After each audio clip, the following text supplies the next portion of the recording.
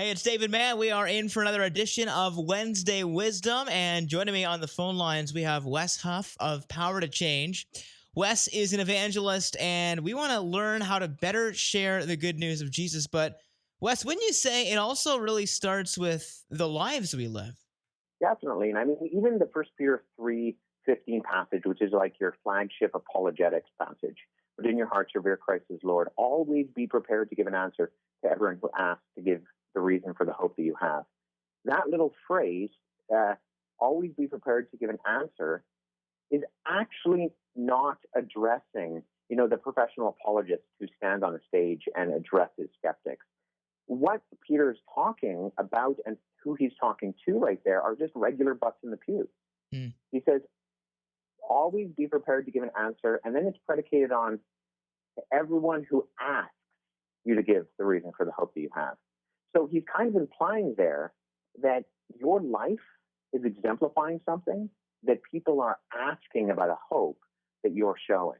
So you're not necessarily going and addressing their objections as much as your lifestyle is such a testimony of the gospel that people see a hope and are coming to you to ask about it. Yeah, that's a great reminder, Wes. All right, what would you say this looks like practically then? How do people come to see the hope that we have? And, how do we stay patient in this?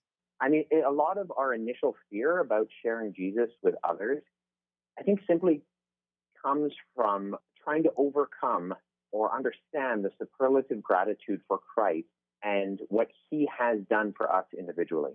So I think once we realize how much Christ has done for us, I think it opens up doors to allow us to want to talk to others. Let me also say this, that the way that we act and react and talk and respond to others makes a huge difference in our more subtle testimony.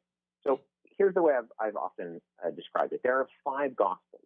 Okay. So you're probably aware of the first 4, Matthew, Mark, Luke, and John, right? Yeah. The 5th, however, is your life as a believer. And Paul in 2 Corinthians 5 says that we are ambassadors of Christ as though Christ were making his appeal through us. So your longtime friend or family member may never read the first 4 Gospels, but when they're around you, they're constantly reading the 5th. I like that.